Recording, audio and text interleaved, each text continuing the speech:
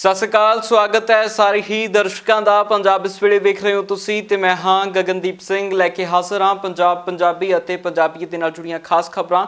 ਸਭ ਤੋਂ ਪਹਿਲਾਂ ਸਿੱਧਾ ਰੁਖ ਕਿਸਾਨੀ ਅੰਦੋਲਨ ਦੇ ਵੱਲ ਕਰਦੇ ਹਾਂ। ਕਿਸਾਨ ਜਥੇਬੰਦੀਆਂ ਦਾ ਸੰਘਰਸ਼ ਲਗਾਤਾਰ ਬਦਸਤੂਰ ਜਾਰੀ ਹੈ। ਕਿਸਾਨਾਂ ਅਤੇ ਸਰਕਾਰ ਦੇ ਵਿਚਕਾਰ ਫਿਲਹਾਲ ਰੇੜਕਾ ਬਰਕਰਾਰ ਹੈ। ਇਸੇ ਦੇ ਵਿਚਕਾਰ ਕਿਸਾਨਾਂ ਨੂੰ ਸਮਰਥਨ ਦਿੰਦਿਆਂ ਬਿਹਾਰ ਤੋਂ ਬਾਅਦ ਹੁਣ ਇੱਕ ਮਹਾਪੰਚਾਇਤ ਹਰਿਆਣਾ ਦੇ ਵਿੱਚ ਹੋਈ ਆ। ਕੰਡੇਲਾ ਦੇ ਵਿੱਚ ਹੋਈ ਇਸ ਮਹਾਪੰਚਾਇਤ ਦੇ ਵਿੱਚ 50 ਖਾਪਾਂ ਦੇ ਲੋਕ ਪਹੁੰਚੇ ਨੇ, ਜਿਨ੍ਹਾਂ ਦਾ ਇੱਕ ਵੱਡਾ ਹਜੂਮ ਇਸ ਵਕਤ ਵੇਖਣ ਨੂੰ ਮਿਲਿਆ, ਜਿਸ ਤੋਂ ਬਾਅਦ ਐਡਾ ਇਕੱਠ ਕਿਤੇ ਨਾ ਕਿਤੇ ਸਰਕਾਰ ਦੇ ਲਈ ਵੀ ਵੱਡੀ ਚੁਣੌਤੀ ਖੜੀ ਕਰਦਾ ਜਾ ਰਿਹਾ। ਇਸ ਕਰਕੇ ਪ੍ਰਸ਼ਾਸਨ ਲਗਾਤਾਰ ਇਹਨਾਂ ਖਾਪ ਪੰਚਾਇਤਾਂ ਨੂੰ ਲੈ ਕੇ ਵੀ ਸਤਰਕ ਨਜ਼ਰ ਆ ਰਿਹਾ। ਉਧਰ ਸਾਰੀ ਸਥਿਤੀ ਨੂੰ ਲੈ ਕੇ ਸੀਨੀਅਰ ਕਿਸਾਨ ਆਗੂ ਦੇ ਵੱਲੋਂ ਗੱਲਬਾਤ ਕੀਤੀ ਗਈ ਹੈ ਕਿ ਕੁਝ ਆਉਣ वाले दिनों के विच संघर्ष की रणनीति रहेगी तो मौजूदा हालात की ने, वो सुनते इस किसान आगू की जुबानी। बहुत वधिया सानू इत्थे मतलब साडे किसानां वालों समर्थन मिल रहा है।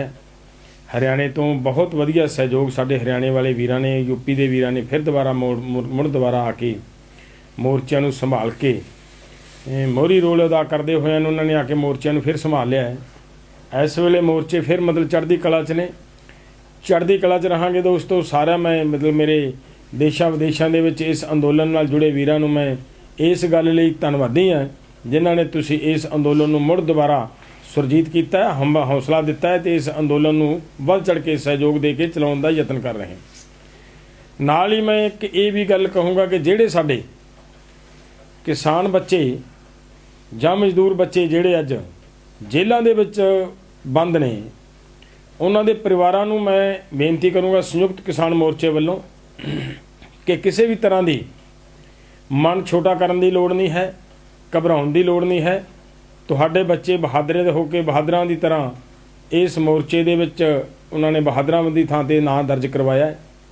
और संयुक्त मोर्चे वालों तुहाडे बच्चों के जिन्ने भी मतलब लीगल अपना कानूनी सलाहकारां की लोड़ पैनी है, ਉਹਦੇ ਤੇ जिन्ना भी पैसा खर्च होना, उन्होंने केस मुकदमे ते जिहड़ा पैसा खर्च होना वो संयुक्त किसान मोर्चे वालों किया जाना है।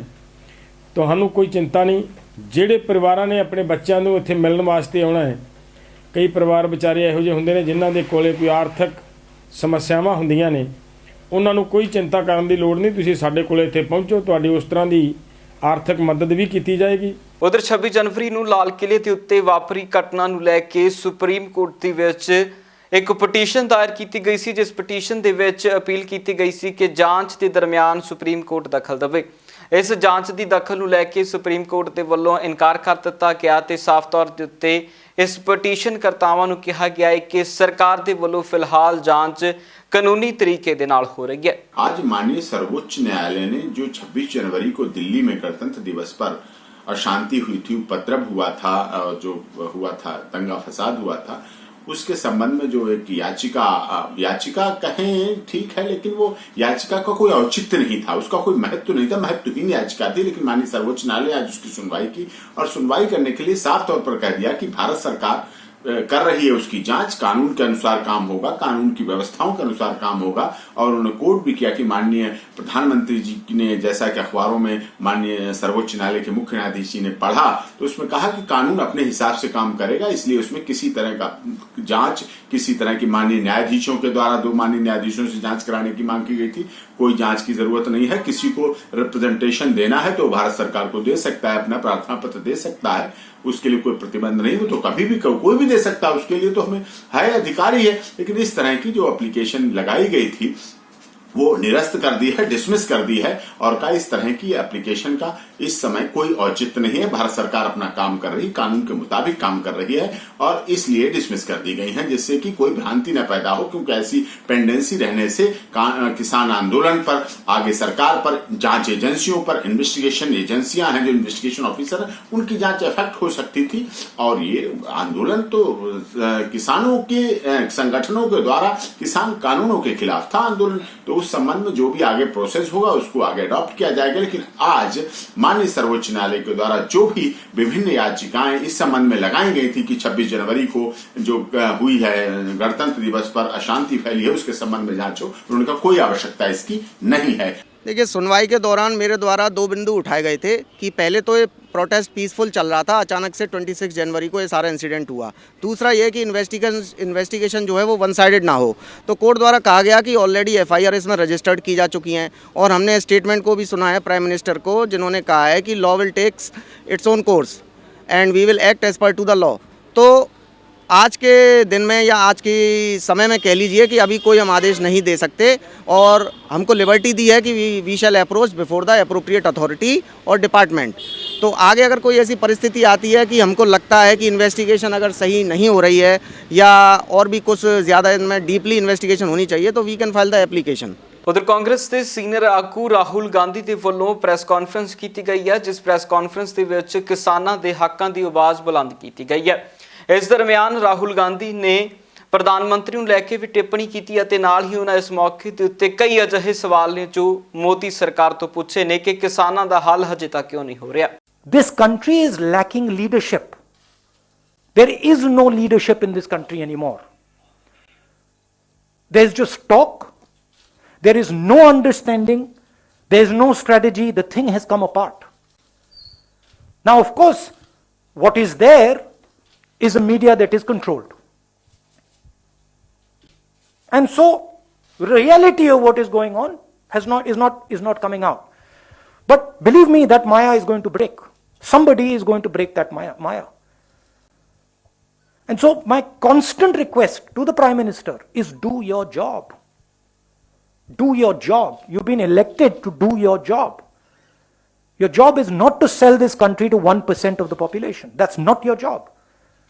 Your job is to protect the Kisans who are standing outside. That's your job. Go hold their hand, give them a hug, and tell them, what is it that I can do for you? Your job is to make sure that small and medium businesses can compete with China. Talk to them. Ask them, because they have the answer to China. So the Prime Minister is basically given up. He is now on a different plane. He's got a beard, and that we are going somewhere else now. And the country is not being run.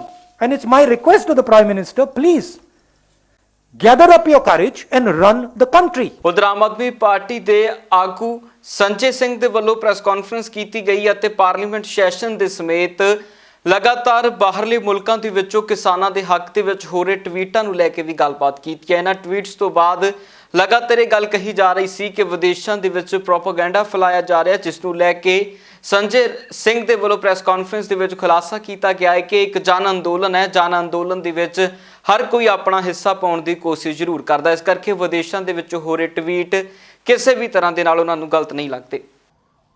देखिए, मैं सीधे तौर पे ये पूछना चाहता हूं इस सरकार से, अगर किसान 75 दिनों से आंदोलन कर रहा है और उसकी एक ही मांग है कि ये तीनों काला कानून वापस लिया जाए, 11 दौर की आप चर्चा और बातचीत कर चुके हैं और वो सारी की सारी वार्ता फेल हो चुकी है, उसमें भी किसानों की एक ही मांग है, ये तीनों काला कानून वापस लिया जाए। अब आप कह रहे हैं कि राष्ट्रपति जी ने अपने अभिभाषण में 55 विषय पे बोला है, उसमें किसानी के विषय पर भी बोला है, तो 55 विषयों में जब आप बोलिए तो एक किसानों के मुद्दे पर भी बोल लीजिए।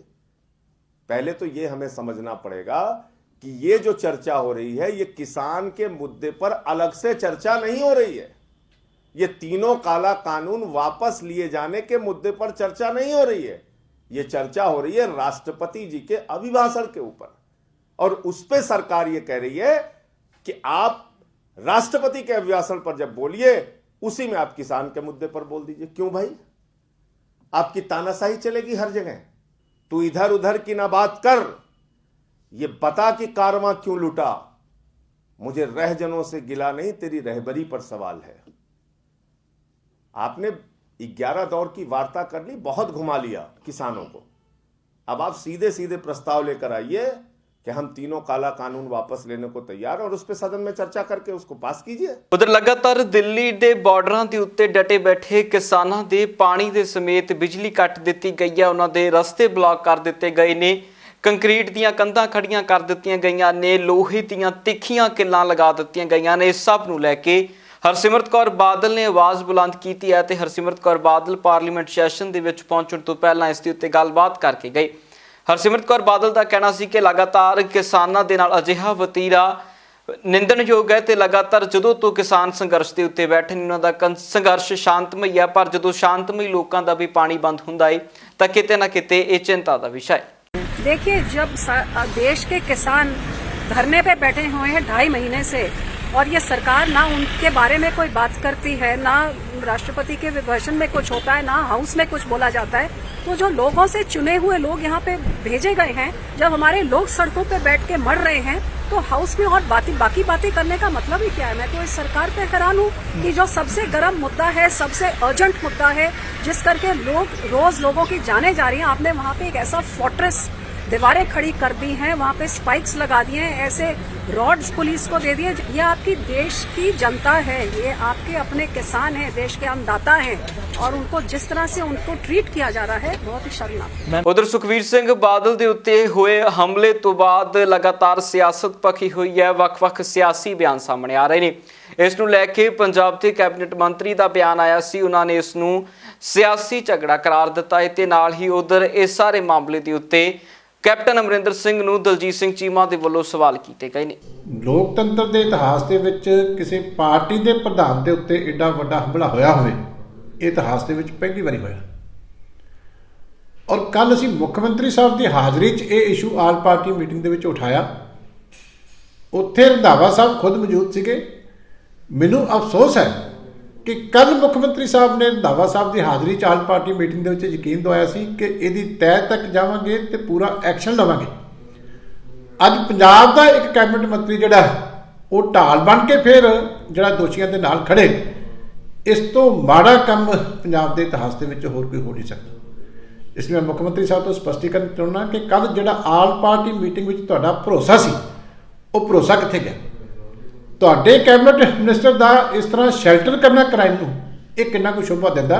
ਮੈਂ ਆਸ ਕਰਦਾ ਕਿ ਮੁੱਖ ਮੰਤਰੀ ਸਾਹਿਬ ਇਹਦੇ ਤੇ ਆਪ ਕਲੈਰੀਫਿਕੇਸ਼ਨ ਦੇਣਗੇ। ਪੰਜਾਬ ਇਸ ਵੇਲੇ ਦੇ ਵਿੱਚ ਫਿਲਹਾਲ ਦੇ ਲਈ ਇਹਨਾਂ ਹੀ, ਫਿਰ ਮੁੜ ਹਾਜ਼ਰ ਹੁੰਦੇ ਹਾਂ ਨਵੀਆਂ ਤੇ ਤਾਜ਼ਾ ਅਪਡੇਟਸ ਦੇ ਨਾਲ। ਤਦ ਤੱਕ ਲਈ ਮੈਨੂੰ ਦਿਓ ਇਜਾਜ਼ਤ। ਬਹੁਤ ਬਹੁਤ ਧੰਨਵਾਦ।